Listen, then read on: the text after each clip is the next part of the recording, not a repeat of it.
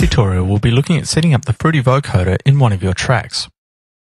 A vocoder can be used for a myriad of applications, not least of which is the classic speaking synth effect. The basis of the theory behind vocoding is the idea that the sonic character of one sound source, the modulator, be used to modulate another sound source called the carrier. In the speaking synth effect, this will translate as the voice being the modulator used to impose the voice character onto a synth sound character. So to run the vocoder in FLStudio, you'll need two sound sources each assigned to their own channel in the mixer and then panned to opposite sides of the stereo spectrum. By default, the modulator is panned to the left and the carrier is panned to the right. In this example, we will put a drum beat into a Fruity Slicer plugin, and then set its target output to track 3 in the mixer and pan it hard left. Then we will insert a SimSynth plugin, set its target output to track 4, and pan it hard right. Next we need to insert a vocoder plugin, and we will put this into one of the channel inserts of track 5.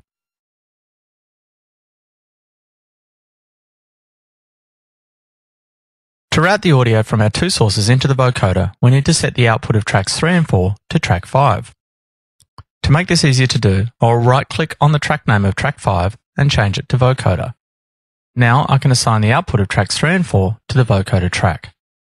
If I press play, we won't hear anything, but I will select the SimSynth in the step sequencer so that it can receive MIDI input and trigger some notes from my MIDI keyboard. Now we can hear the synth sound being vocoded by the drum beat, and it sounds like a very tonal drum beat.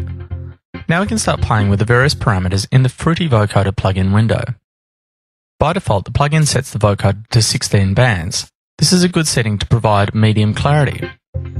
By clicking on the number of bands selector, you can increase or decrease the number of bands.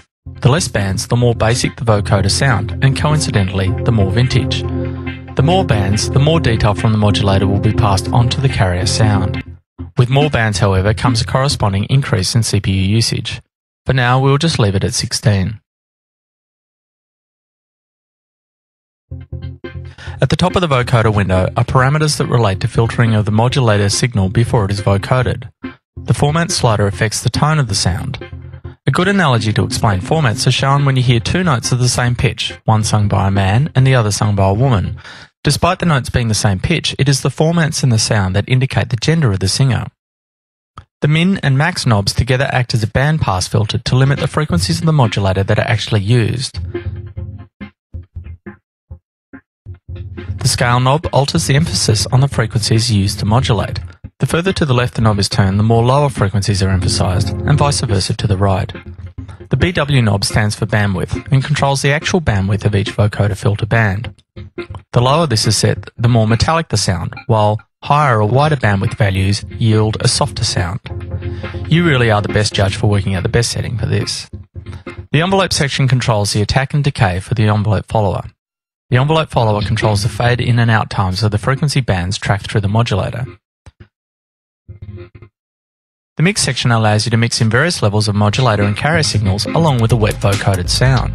You can also flip which source is a modulator or carrier by clicking between the R and L. The LEDs above each signal name allow you to solo the sound from either of the signal sources or the output. The vocoder band display gives you extensive control over your sound as well. Each band has its own volume control, which you change by clicking on the illuminated bar in each band column. When you do this, the bar will change to a yellow color, indicating that you can drag to change multiple band volumes by painting with a mouse. You can also change the slope on the filter used for each band by selecting 1, 2, or 3 at the bottom of the display. Clicking on the hold button will hold the shape of the current modulator frequency and apply that to all notes played on the carrier. This is very useful if you apply some automation to the hold function in your FLStudio project.